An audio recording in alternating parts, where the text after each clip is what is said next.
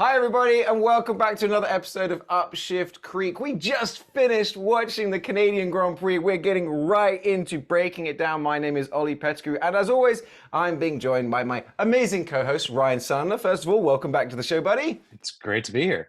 And I can hear Nick Calderone, but I cannot see Nick Calderone. Hey! Oh, there we go. Oh, this guy. This guy. Look, it's Father's Day. I'm not an official father, but, things were in action and I was falling asleep during the Canadian Grand Prix. I had to do something and you guys changed the recording time on me. So you get what you get, man. So this has officially become a not safe for work podcast. For those who are listening and not watching, Nick Calderone is outside in the pool, potentially naked. We can't tell, but we're definitely got a couple of nipples on the show now. Hey, if you're not sure if I'm naked or not, then you just, Yeah. you know. Right. If you'd asked me if I was the chances of me seeing your nipples today were really good. I'm very shocked. Hey, you know what? You're welcome. Yeah. It's the forecast for nipples. It's like trying to predict whether it's going to rain or not. But yes, we were going to talk Canadian Grand Prix. That's what we're going to be talking about. And let's start talking about, because it was a pretty moist weekend. It was so much worse than seeing Nick in the pool. You had to use that word. Oh, Jesus. Moist podcast for some of us. Yes. It was pretty wet out there, about as wet as Nick is right now. But yeah, qualifying was pretty interesting. I watched it late last night, actually, because it's been promising rain all week running up to the Grand Prix. And once we got to qualifying, it was like a real qualifying of like three different stages. Q1, Q2, and Q3 were really different. It was kind of like trying to get your wife to pick a restaurant or trying to pick something on Netflix. Like if you don't get it in that particular moment, you're still flicking and you're trying to get things sorted out because it kept changing every few minutes, didn't it? Yeah. The timing of that was really just a lot of luck and some good strategy guessing, and it worked out for some, and that's what made qualifying so damn good. Yeah, qualifying was really interesting. I mean, right off the bat, Zhou goes out in a broken car, and so we get like a red flag in almost like the first 20 seconds. And everybody was kind of out there on inters, wasn't it? Because it was kind of like I was saying, moist. It wasn't fully wet. It wasn't fully dry. It was, in the foreplay stages. And it was, you had Piastri and De Vries both had an exploration into turn one. And there was loads. The thing that was really sketchy was everybody was backing up. You had everybody backing up to start their fast laps. And that's when things got kind of dangerous, didn't they? Yeah, you know what, Ollie, I'm glad you bring that up because at some point we're going to have an absolute catastrophe in qualifying, and it's going to be for a really stupid issue. They've done so much for safety in Formula One, and you watch qualifying, particularly this past weekend, and you could clearly see the absolute potential for serious injury. Guys are backing each other up. At what point are we going to change that qualifying format and spread it out a little bit before somebody gets really hurt? Yeah, I mean, Ryan? There were moments that I was watching that I went, holy cow! Like, just, oh my goodness, the people zipping right past. It was getting really dicey there. Everyone was having a really hard time, even going into the Grand Prix was with that one turn, like they just couldn't figure it out. They were going off and had to go around. And yeah, there was a lot of people taking that interesting way through the last corner, weren't they? Yeah. But the one big one during Q1 was Gasly getting massively impeded by Carlos Sainz, who was just sitting in the middle of the track with cars going all around him. I don't know what was going on there. And then we got that amazing shot of Gasly ranting with French hands in his car. You could tell he's furious. I was saying to my buddy, you'd think that these drivers would instinctively lose their collective shit in their own language. Right. To see him swear in English, I was like, what? You'd think he would be swearing in French, I imagine. But to hear him in English, I'm like, Zut alors. Carlos was backing things up, but was he backing things up, or did he just have nowhere to go? That's the problem. If Carlos, I don't think Carlos really was at fault in any way. I honestly don't. I think he got caught in a split second moment where there was nowhere to go. You've got cars racing down the straight there, and there again, I'm saying I don't think it's the driver's responsibility to figure all that out. You've got them going at max velocity in dangerous weather. I don't know. I feel like something's going to be done, and I don't think you have to put it all on the drivers. It's kind of weird how. Sorry to the listeners, Nick, are you announcing your campaign for FIA president? Is that where this is going? You sound really fired up, buddy. I thank you, Ryan, for is the visuals don't match the passion, is what you're saying right now. I mean, it kind of does, actually. It kind of does. You're putting on a bit of skin, man. You're trying to, you're using everything that you've got. Let's go. Nick for FIA chairman. Let's go for it. Recording live from Monaco. It's Nick Calderon, ladies and gentlemen. Just pretend I'm in the pool at Monaco. There you go. I am. You just have to win.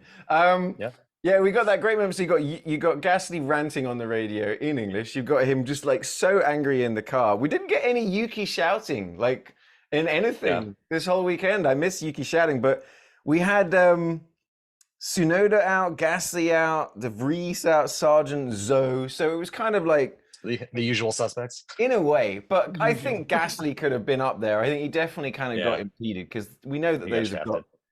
But then it's Q2. Q2 was really fun because it was really bipolar track. It was wet and it was dry at the same time. And we had Stroll with that amazing long slide. Remember that where he kind of goes all the way down? That was incredible miraculous that he didn't just completely destroy his car. You hear the Canadian crowd like going, "Oh, it's our home driver." Yeah. The only miraculous thing he did all weekend. Actually, all season. Yeah. It was, have you not heard, like, Lawrence has come out now and he said, yeah, well, look, and let's not forget, Lance did break both his wrists and his foot like 2 days before the season started. And for as much as they were like going, he's fine, Lawrence has recently gone, yeah, don't forget he broke his wrists. He's not 100% right now. I'm like, how often are they going back to that well? Come on. They're going to be saying that in 2026. Like, let's not forget he broke his wrists in 2023. And what was he doing on a bicycle? What was he doing on a bicycle right before the start of the season? Come on, use your head. Because he asked Daddy, and he said it was fine. But the track starts drying out, and this is what I think the best strategy call of the whole weekend was Albon and Williams. Williams they've honestly got nothing to lose. Albon's car has got the upgrades that Williams have put together, and they throw on slicks at a time when there is just a dry line. Like in some cases, it's 2 dry lines with a wet line in between. You got to thread the needle, and he does it. That was impressive. It's so cool to see, like from my perspective, to see that to visually be able to see that line on the track. It's at this point, it's not like a torrential downpour, but to see you're right, they have such a small margin of error to navigate these racing lines. It's insane. I think we all learned something from what Alonso didn't do at the last race when he should have put his slicks on, right? Right. I think they saw that opportunity and thought, well, hey, let's not miss this, and they went for it. And you're right, Ali. Don't have anything to lose. Why not? But the thing is, though, in those conditions, like Ryan was saying, is like if those slicks even meet an atom of water, you just go, whoof. You're off into the wall. I was convinced that we were going to see a red flag and that Albon was going to stack it. But instead, he's up P1 suddenly. You've got Alonso and Russell are still on inters. Mostly other people start going on to softs. But then the rain starts picking up again. There was this just perfect window. And Alonso and Williams just slotted right into it. And it was brilliant. I think they said they had like 6 minutes before the rain was supposed to come in, but it ended up in like 3 minutes. So everyone, you got to, what you were saying, you got a taste of that, whatever lap or half a lap they had to finish before going into the pit. They were really getting a little squirrely out there. Yeah. I want to talk to the Williams weatherman. Yeah. He's great. He should be in charge. He should be on the Weather Channel because it got a bit sketchy, like you're saying, because you got a bunch of people on slicks, but it's getting wetter. Albon had a close call with a Ferrari, but then he goes and sets an even faster time, and it ended up at the end of Q2. quite a surprise because we had the McLarens 3 and 4, which was like, okay, nice job, Piastri and Norris. Hamilton almost out in 10th, but we lose Leclerc in 11th because he had a bit of a spin because his tires weren't up to temperature. Perez has just he's been so out of his groove recently, hasn't he? He doesn't seem to be comfortable in the car at all. Yeah, that's concerning. And it's disappointing because, I think as many of us were excited to see Alonso's renaissance this year, a lot of us were equally as excited to see Perez be really the only one capable of challenging Verstappen. And it just hasn't really materialized. Well, no, it hasn't. It's kind of like you feel like he's got to get out of his set a little bit. And then Stroll as well was 13th. So we had like a Ferrari, a Red Bull, and an Aston Martin. Some of the fastest cars on track are going out. And so that sends us into Q3. And Q3, you've noticed that every qualifying session, Max was ready like 2-3 minutes before it even starts. He's like, I'm ready to go. I'm ready to go. Because he was smart, thinking that set a time before things change. And pretty much that's exactly what happened. I had a question because I'm still hazy on how qualifying works besides the fact that there are 3 qualifying rounds. I don't know how much time they have between each round of qualifying, what they're allowed to do. Like, are they changing their tires out? And then what dictates the order in which they go out after each qualifying round? Because it doesn't seem like the order in which they're qualifying. It was very confusing to me. So it's about 10 minutes in between qualifying sessions or something like that. Because they don't get out of the car, really. Yeah, they'll sit there. They will change the tires, but remember they've only got a certain amount sets of tires, right? So they've got to try and make sure they do that properly. They'll fuel the car for just enough fuel to get out there. But when it comes to going out on track, it's whoever goes out. So that's why Max was like, you know what? I want to be first on track. I don't want to be dealing with any of this crap. I want to set a time. So he just goes and sits at the end and idles for 3 minutes, which, and honestly, Formula One cars are not very good at just sitting there idling. Yeah, I was thinking that, Ollie. And, again, it goes to show you the dominance of Red Bull in just every aspect. It just opens up the strategy window for them that they are able to sit there and idle. They knew it. You're right. They need to set a time in a different circumstance when the track is dry, and you just want to wait until the end of it. When it all rubbers in as much as possible and gets as fast as the track is going to get. But we saw something completely different this weekend, and Red Bull was able to adapt. Yeah. I mean, as if Max is he's already in next season. He's so far ahead. He's planning races ahead because he twitches his way around the track, set a great time. Alonso comes down. He's only 2/10 down. And that's when the rain starts coming in. Suddenly you can barely bloody see on track. And then Verstappen goes and takes 1.5 seconds out of Alonso and just goes, all right, here you go, guys. Here's a Verstappen time. Right as 2 things happen. Piastri goes into the wall, like pretty big shunt.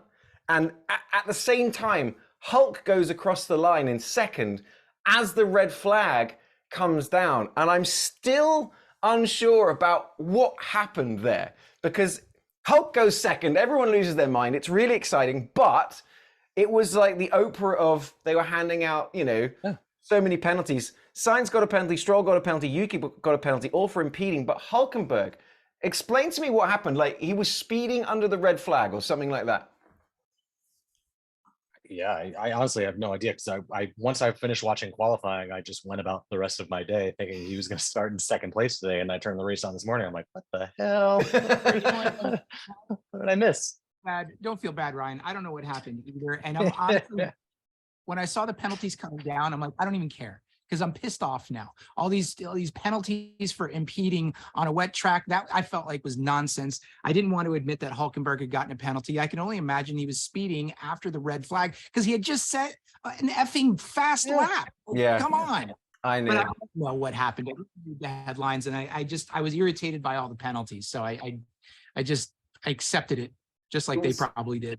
It was along the lines of like he was 1.5 seconds over his delta. So under a red flag, you've got to go at a certain speed. But I'm with Nick. Like he's just finished the lap. If red flags come out, he's just got to make his way around to the pits. But you're like, all right, well, there we go. But it's kind of another example. We've said it before.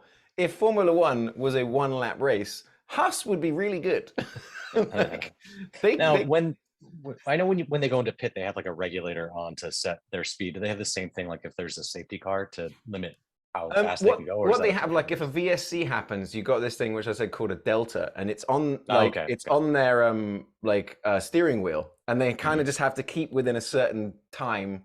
I see. And that's how they know. So you can kind of you can speed through a certain area and then slow right down before the line, kind of thing. Okay. But don't do that during a race, otherwise you might get unsportsmanlike conduct. Open so you can keep the tires warm, and go fast in certain areas and close gaps and stuff. So that's why I'm a limiter. But I don't know, move on, because I'm still ticked off about the penalties. And I'm also noticing that it's a good thing I did wear a bathing suit, because you can see certain parts more than I. It's a good thing it's a thong, buddy. Okay, let's get to the race. It was kind of disappointing that Hulk wasn't getting to start on the front row. That would have been fun. Hamilton got a great start. He shoots off, gets in front of Alonso, which I thought was quite interesting. And then pretty quickly, we had K-Mag almost crash into the wall, because, kind of like that same sort of area, that last turn, he got a little bit close to somebody else. He goes across the grass and takes that extra thing. And I was like, that was really impressive. For a minute, I was convinced he was about to use the left-hand side of his car. Yeah, that was really lucky. I mean, like I said, everyone was having trouble with that turn all weekend. But you think, I'm like, they get 3 practice rounds, they get a qualification, and they got you should know by now. These guys are professionals, right? I mean, come on. But that's get your shit together. Look at you. Look at you, who is asking questions about how qualifying works. Come on, Ryan. These guys are Make it interesting, man. Beauty of F1 driving on the limit. And Ollie, you just breezed by that although brief but pretty epic battle between Alonso and Hamilton at the beginning there. That's what we all are here for. I was hoping for more of that as the race went on, but they kind of shot their load early. Yeah, it was nice. It's fun seeing them racing against each other. And you gotta and the commentators were all like, oh yeah, 41-year-old, 38-year-old. I'm like, shut up, stop making us feel old. It's like, they're not geriatrics. It's like, I know, as I'm sitting on my couch eating potato chips, like, I could do this. Freaking idiots. This is so easy. But Alonso, heart in the mouth moment, lap 4, when he goes wide, his right rear clips the wall. He had that massive spark. It's like the tire rim hit, the wheel rim hit the wall. I was like, oh crap. But he got away with that one. I saw that before. I felt like I saw it before Crofty and Brundle saw it, because I saw some sparks, and I felt like that Leo DiCaprio meme. I was like, I was just hoping for some sweet radio chatter after that. I seen things, but no, he got away with one there. Yeah, really. Yeah. So. Well, someone who didn't get away with it, Logan Sargent had himself a bit of a shocker lap 7. Williams comes over the radio and they're like, buddy, you've got to stop. And then we had a quick virtual safety car. Credit to him for parking the car perfectly. And then another moment of excitement, lap 11, when Max goes, I think I hit a bird. Yeah. I'm like, what? Was it else wishing to see the replay on that? I even wrote in my notes, Max attempts to overtake bird. Or is he just hitting on a hot bird on the side of the... To be fair, that bird was on its flying lap. You get it. All right, I'll see you guys later. I'm out. Well played. You get a golf clap for that. It is. That's my dad joke for Father's Day. There you go. Oh, there you go. In honor of it. It was quite interesting. It's called Dad Bod. It's quite fun actually, because we literally just finished watching the race. And so all of my notes are just all in order, and there's quite a fun story that develops as it goes along. Because by lap 12, people started immediately pitting, because the tires were cooking off. Especially a bunch of people have put on mediums, and they're coming in and they start switching off the tires, and then big shocker, out of nowhere, kind of just on a straight, Russell gets a corner bit wrong. And he stacks it. Yeah. He really, really breaks his car, takes off the front wing, breaks the back wheel. I thought he'd probably have to retire. But that's when you kind of get this flurry of everybody, because we get is that a safety car? Or there was a safety car. Yeah. Everyone else flies into the pits, or so we think. You had that amazing bit where Hamilton and Alonso almost crashed into each other. Lando and Albon almost crash into each other. But then, weirdly enough, the Ferraris stay out on mediums, and Perez stays out on the hards. And I'm like, oh man, Ferrari, what are you doing? And this is the start of all these notes that I've got for Ferrari, where I'm like, oh, Ferrari, here we go again. I was thinking this. I was thinking the same thing. I'm like, how can you get this wrong? And then by the end of the race, I was like, did Ferrari actually get a bit of strategy like spot on? Yeah, okay. I wrote Ferrari's running different strategies and neither driver knows what they are. Yeah, it really did. Like, see that you're there and you're like going, because you're already seeing people pit for mediums and you're like, well, I guess they're going for track position, hoping for another safety car. So pretty much everybody else pits. I mean, Hulkenberg's having a shocker. He's gone from 2nd to 5th to 15th. And then when it comes to the restart, Max kind of shoots off. And against some really close racing, though. That was a really, like I said, you know, Nick, you were joking about kind of falling asleep, but this was a much closer race than we've had generally, because all of the cars have seemed to have caught up with Max a bit. He's only 7 seconds, 4 seconds down the road. But in the middle, you have some great racing with likes of K-Mag, Ocon, Bottas, Norris. Lots of just like really fun wheel-to-wheel action was going on. Yeah, I'm with you. And I was really happy to see Lando and Piastri in that mix. You know, if you think back a couple of months, how we were all just so sorely disappointed with the McLaren performance out of the gate. All of us were basically ready to kiss Zach Brown goodbye. And you know, it's taken a bit, but to be fair, it's taken the whole field a bit to gain some speed against the Red Bulls, who seem to have gotten it right from the beginning. And all that being said, McLaren have more upgrades coming in the next 3 races. They've been saying, and Mika Häkkinen's former world champion, used to race with McLaren, Ryan, he's come on and he says, I think McLaren's going to be mixing it up with the likes of Red Bull and Mercedes. And I'm like, that's a bold claim.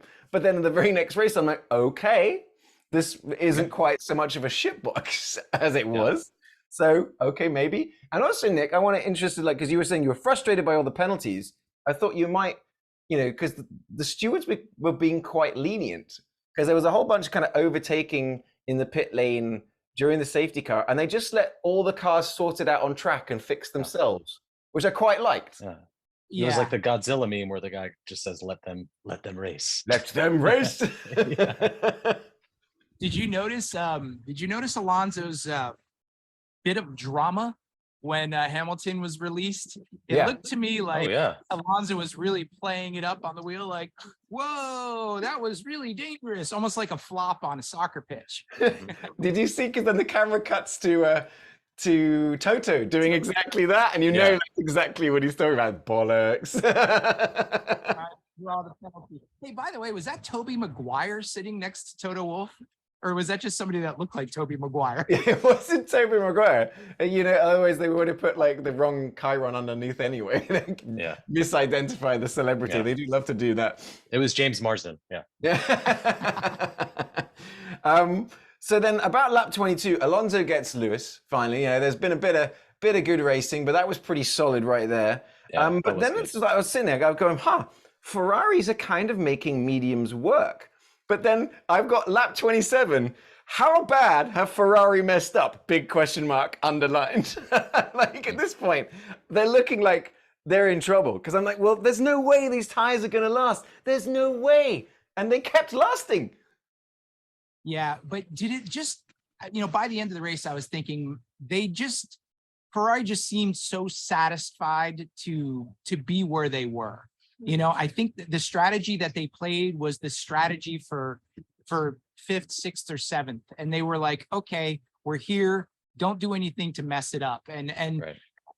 Which is the opposite of the Williams strategy, which is just like, you know, fuck it, chuck it, send it, let's go for it. And, you know, I don't know, is Ferrari just satisfied to be at a 5th and 6th place team?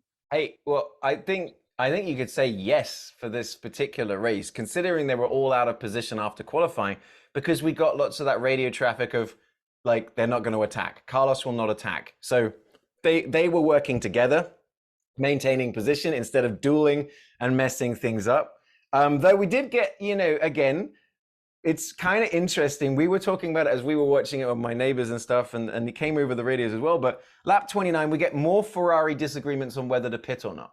You know, it's Ferrari's like the only team that asks its drivers, and then the drivers go, nah, no, I'm not feeling it. You know, apart from Max, who just does whatever the hell he wants. Ferrari are like, they ask permission. Can we change your tires? And Carlos is like, no, I'm staying out. All right, okay, fine.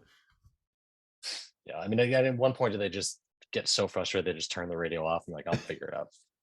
Can you blame these guys though? Can you blame the drivers for questioning Ferrari's strategy?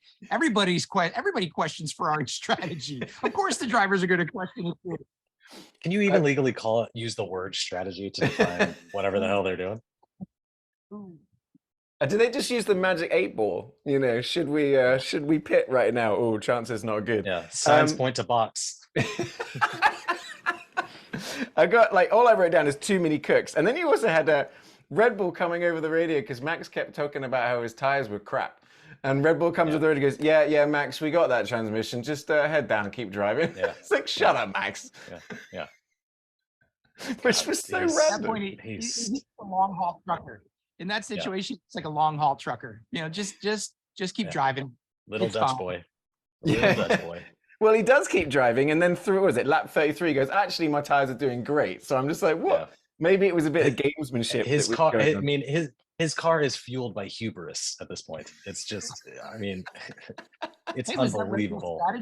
Was Red Bull just trying to bait Alonso or Hamilton into a pit stop or something, or trying to bait them into burning up their tires to catch him? You know, we're joking. However, it could have been strategy. Yeah, that's the thing. That's a good point. Good point. That's where I wrote down gamesmanship. It's like, because they've got enough time in hand that they can play some of these games. You know what I mean? We got. I loved it when they come in. They say that they're investigating Norris for driving too slow, and I go, "That's just cold-blooded. Like, it's not already bad enough for McLaren that you're just investigating them for driving slowly." I'm like, "That's cold-blooded, man. Come on, FIA, give the break." Got him. Yeah, it's like the FIA is like sick burn. Yeah. They kept James May behind the wheel. Captain Slow.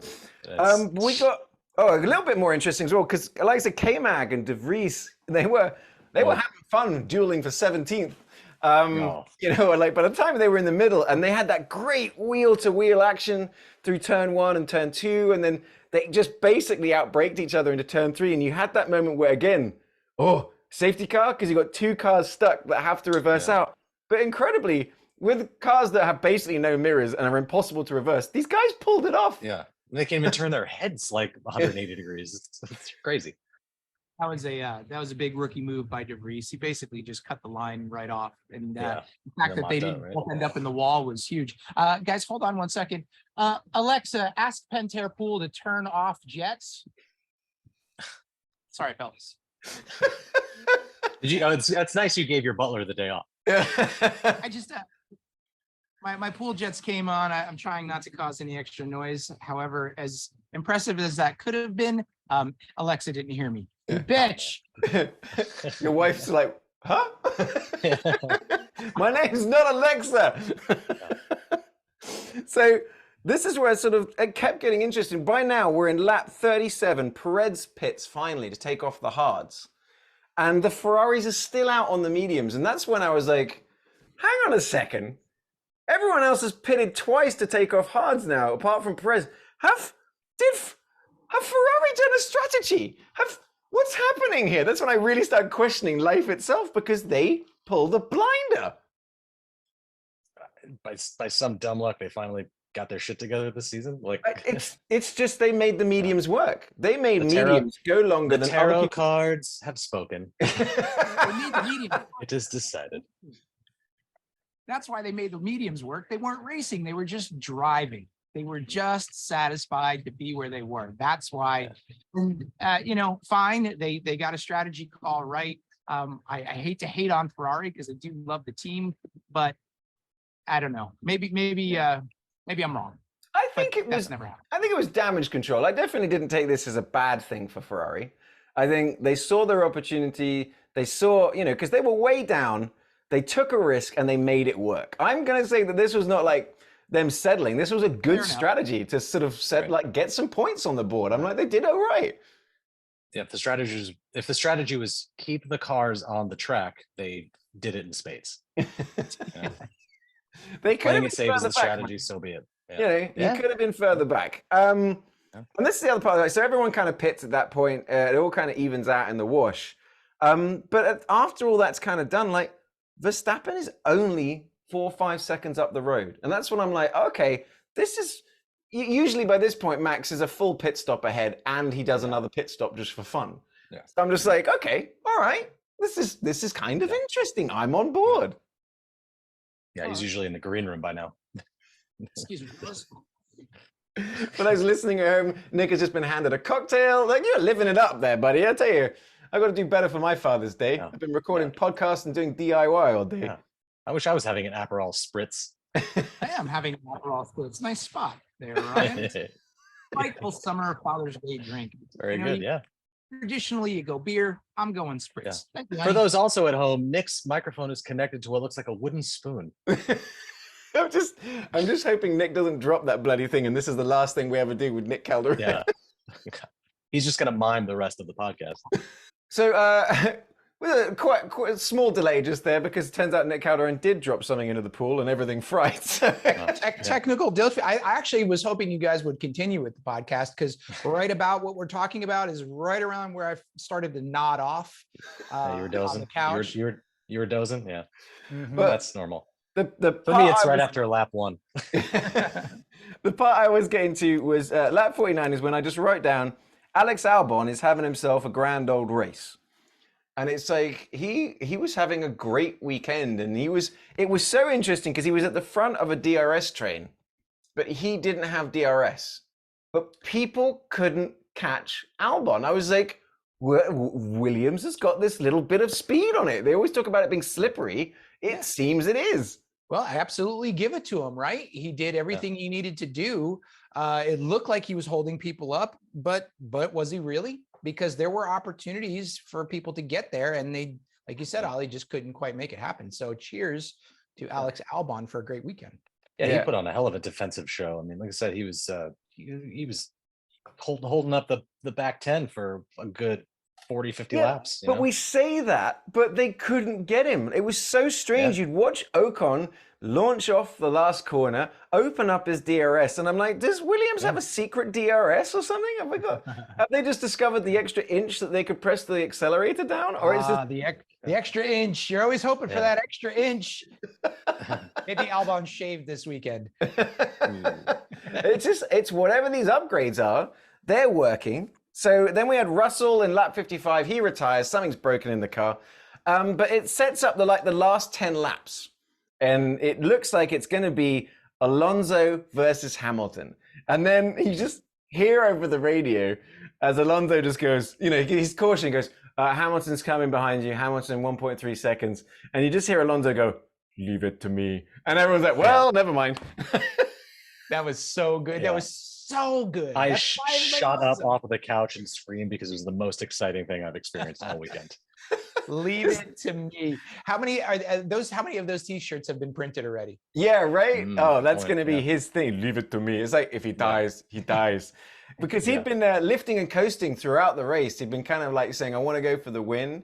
So he had to be sort of like conserving fuel, conserving brakes and stuff like that. But then by lap 64, I've written in, I'm all in on Albon. By this point, I'd already put in my vote for driver of the day, Albon.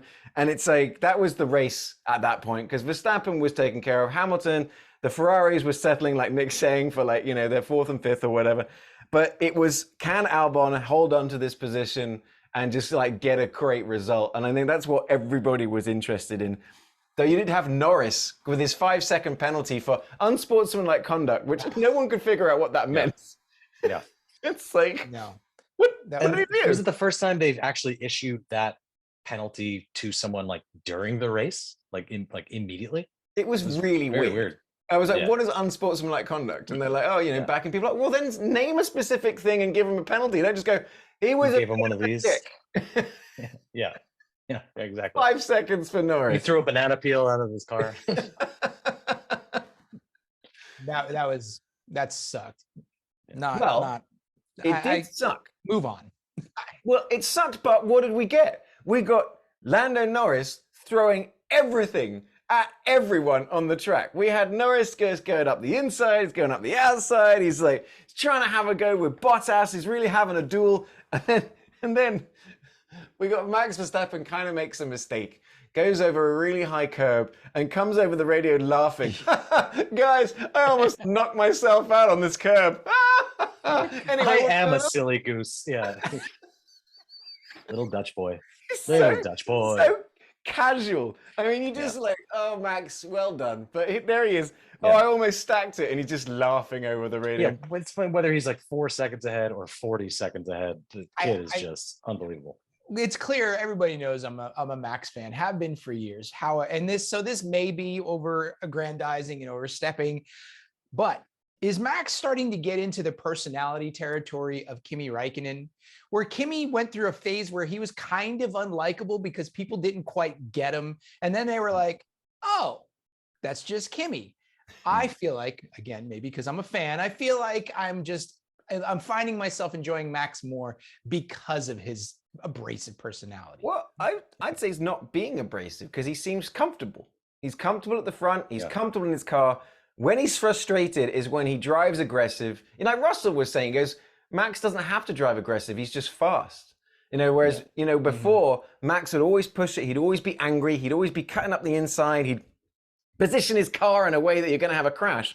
Whereas now he's just, everything's lovely. Every race. Oh, that was a lovely race. That was a lovely qualifying. That was a lovely car. I'm like, what are you, 85 years old? You know, stop being so chill. You know, be a bit more abrasive. I like the old Max. He was a dick. Hit more birds. I had a lovely podcast, so I don't know. Maybe he's right. So it got a little weird towards the end. It's something I'd actually noticed a few laps earlier, and then we get Norris comes over the radio, and he's like, "What's with Ocon's wing?" And it's like, blah, blah, blah, blah. It's like the wacky waving inflatable arm flailing tube man, and it's like it was all over the place. I was like, what the heck's wrong with his wing? But they're like, no, apparently that's the design. No, those are upgrades. Yeah. No, it can't be that bad though, right? Yeah, I did hear somebody say that it had been flailing about all weekend long, but not that bad. And is that legal? It was noticeable for sure. Yeah. Yeah, I mean, it's like, well, there's all these kind of like loopholes. It's like, you remember when Red Bull came for Mercedes a couple of years ago, because they noticed that at high speeds, the wing was bending and becoming lower and giving them extra speed. And the Red Bull nerds were like, oh, it's 2 centimeters. You've got to bust them for that. So I do wonder if there's going to something come of that. But it did look like one good shunt or one good bump, it was just going to fall off. But yeah, and poor Norris has got to concentrate on racing when he's looking at a potential death threat. Those last several 100 pounds worth of wing coming right at you. But that's pretty much as it ended, and it was a good Red Bull win, which had a number of sort of things. They've won 18 of the last 19 Grand Prix, which is wild. They've been leading every single race or something like that since Miami. It's also like he equaled. Did he not equal Senna's record? Yeah. And wins for Senna. And Red Bull got their 100th race win as well. So I mean, like all in all, you know, great job by Red Bull, great job by Max. It wasn't a massive domination, which I think was exciting. We got a little bit of excitement right at the end with Lando, right until the last corner. He was fighting, and it was good. I mean, because he was up to 8th or 9th, but it ended up dropping him down to 12th or 13th with that penalty, which kind of sucked. But yeah, I mean, like, you know, Nick, you've been joking, but I thought it was a pretty interesting race. I think a lot of the teams have made big leaps, which is like good. I'm really interested in these upgrades for Williams. I'm in the McLaren upgrades, the Mercedes upgrades. It's like the whole field is evening out, in my opinion.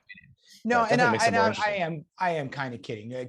This was a good, interesting race. But I'm not kidding about falling asleep. But I think I'm just aging into that time in my life when I kick back in my recliner. I just nod off. It's just what happens. I'm turning 50, and I can't. It's just I have to accept who I am. I want to watch the race from my swimming pool. I'm gonna watch the race from my swimming pool. Yeah, I became my own podcast boss for a reason, right? That's right, man. I believe the term you're looking for is living the dream. Living dream. Thank you, Ryan. No, so let's fun race. let's go on to what we like to do here on the podcast is we hand out our awards, the Upshift and the Upshift Creek Award. Upshift for the best team or driver, the Upshift Creek Award for whoever's having an absolute shocker. Let's start with the Upshift Creek Award. I only have one name written down. I got George Russell. It was kind of like an unforced error. And it just sort of started off a bit of a shocker for him. He was just a little bit off. Everyone else I thought had pretty solid races. Yeah. I was gonna say the same thing. You know, it was such a bummer to see him go into the wall, but then to see him like kind of claw his way back, only to be, DNF'd again, was kind of unfortunate. But yeah, he was doing a good drive. Yeah. It's just there wasn't much crappery going on in this now race. he to be clear, he ran into the wall trying to hit another driver and just missed. Which is unfortunate. Because he's like, everyone's been having so much fun with that. Because he's quoted as saying there's 3 drivers that you don't want to go wheel to wheel with out there. And like everyone has just been posting clips of George Russell crashing into other people. I was, there was a bit towards the end where they had that Amazon camera that said how many centimeters you were away from the wall, but it was in how many George Russells were you? Yeah, that was good. It was 0.10 George Russells away, which is very close.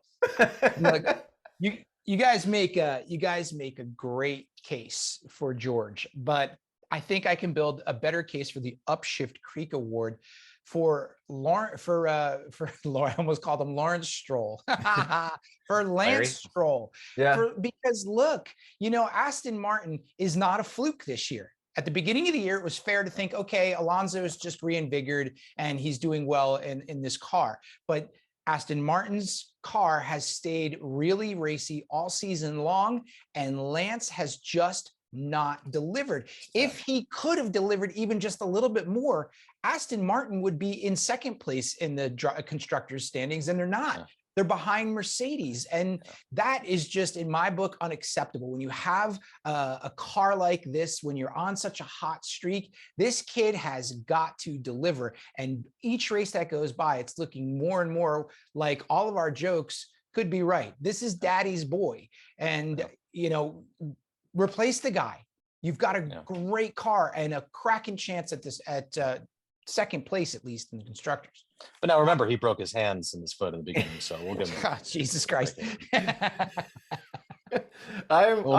past. I'm gonna Nick, I'll give you that one. That's a good argument.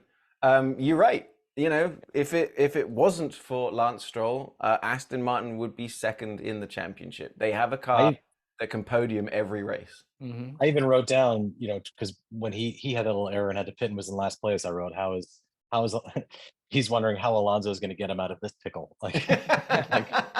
Yeah. First time there's no he should try and drive quicker. I think that's what he's going to say. Alonso's been consistently good in that Aston Martin, and Lance has been consistently bad. Okay, it's a fair cop. I'll give you that one. Yeah. Next up, then the Upshift Awards. I'm picking Albon. I'm picking Alexander Albon. He's just been feeling comfortable. He was so great during qualifying. He had a great race. He was a bit of entertainment. But I did also put parentheses. I go, Ferrari?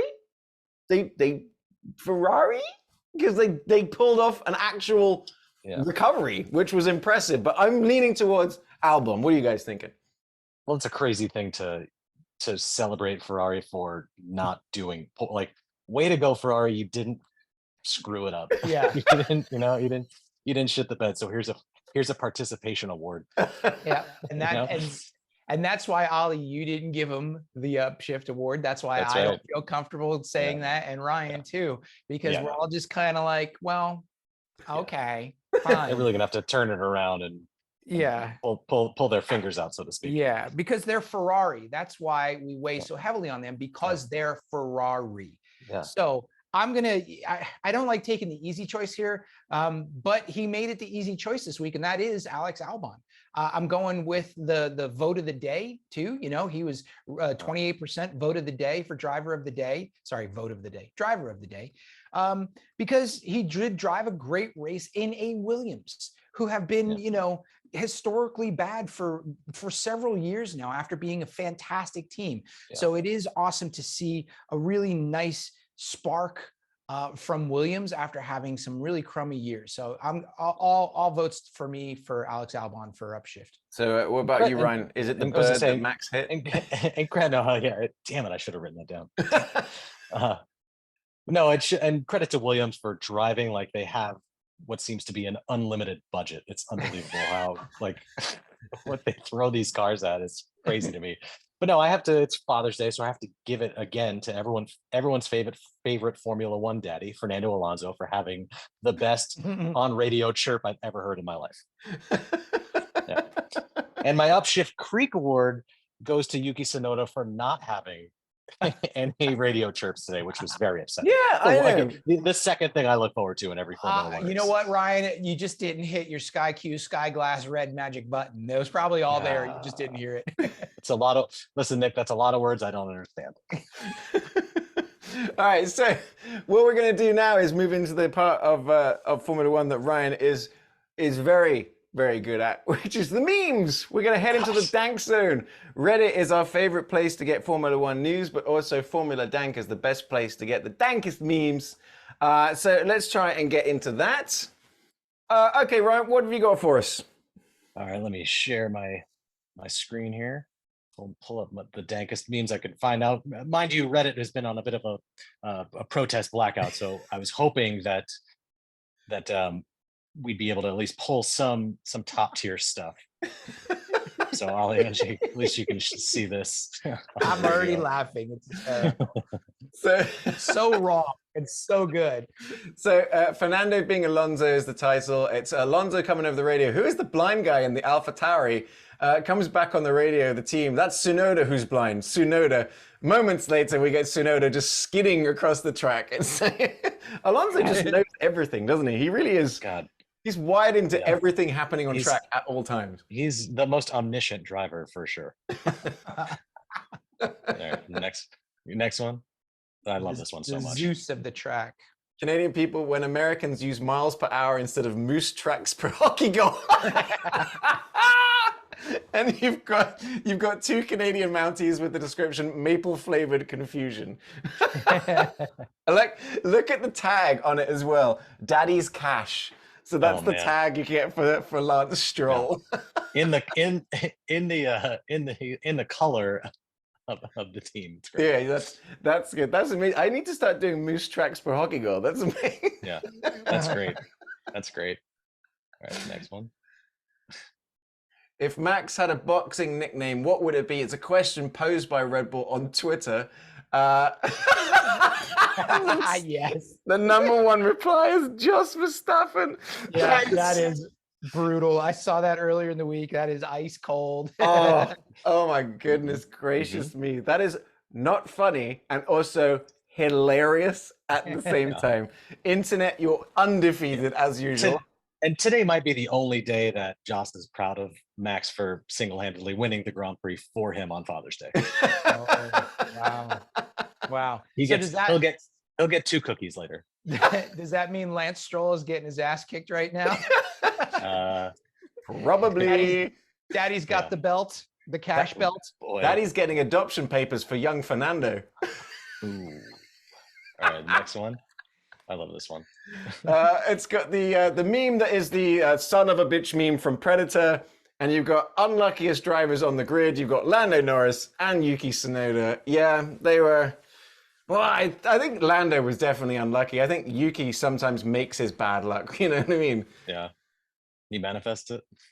McPain. All right, and I've saved the best for last, which I literally screenshotted as I was in as it happened during the lap. My favorite. Yes, right? Didn't we? Yeah, go ahead, Ollie. It's just got that whispering in the ear meme, and it just says "copy, leave it to me," and then you've got the picture of just goosebumps. But honestly, I think everyone was a little turned on when Alonso said that. We're like, oh shit. Oh, I was at full attention. Full mast. Yeah, I got tingles too. It was classic Fernando, man. Give me more of that. And then give me more of that. Did any of you guys swap over to ESPN2 to hear Danny Rick and Will Arnett? I wanted to ask if anybody did that. Okay, so I started watching Canada on that channel. And I honestly, I made it maybe 45 seconds. Will and Danny Rick had 0.0 chemistry. There was just pauses and gaps. They were not, and it was picture in picture. It was the picture of the broadcast and a picture of Danny and Will popped up. So you didn't get full screen of the race. I gave it a second chance after the race was over, the official broadcast. I went back to listen to them, and it was, look, here I am throwing stones as the most amateur podcaster out there, talking about professionals. But it just, I wasn't what I was hoping. I was wishing for that to be absolutely hysterical. And no, you know what? Put us in there. Yeah, that's what the equivalent of our listeners listening to me do the commentary. Good God. Yeah, well, I'd be shot in the street. I figured, like, you know, I figured what I was going to do is wait for somebody on Reddit to cut together a compilation of all the best moments so that I could see if there was good. But yeah, I mean, you've got to have, like, because I know that Will Arnett, they've got this app that you can download. And so Will Arnett and these other guys do live commentary for every race. Oh, wow. So you can, if you want, subscribe on this app and you can watch the race and listen to these guys talking about it. I just wonder if they need a third person in the room. You know, you need someone that can just talk endlessly. They did. You know who they brought in? No. Patrick Stewart. Wait, as in Star Trek? Star Trek. No, Patrick Dempsey. McDreamy, who is a racing driver. He is a racing driver, but he was dreadful too. Sorry. Oh, well, actually, quickly, let's talk about it, because it reminded me that Michael Fassbender, he was racing in the 24 Hour of Le Mans, but for 1 second, Ferrari won Le Mans. We also had, like, Jesus was driving for them. What's his name? The guy that was, he's the backup driver. Come on, he raced for Sauber last year. Giovinazzi. Oh, Giovinazzi. Yeah, so Giovinazzi raced in a Ferrari, and then Ferrari won Le Mans for the first time in forever. So I'm like, Ford versus Ferrari. What was their strategy? They did this new strategy, which was they just had the best car and drove it fastest. And I was like, Smart. It paid off. They should do that in Formula One. They should do that in Formula One. They should try that. They should give that a go. How about some wonderful redemption for Giovinazzi too? Huh? Yeah, I thought that was awesome. I thought it was great for him as well. So I mean, good congratulations to Ferrari on that one. Thank you for the dank memes. Yeah, of course. For the especially the you know. Thanks to all of you creative people on Reddit who I can only picture sit there with two monitors, one with the race on, one with Photoshop, and you're just anticipating and waiting to type this goofy shit in. It's unbelievable. I wish I had 1 ounce of that creativity, and I'm a creative person, but I can't. You do. Like literally your job, isn't it? Yeah, it's insane. Those sweet internet points.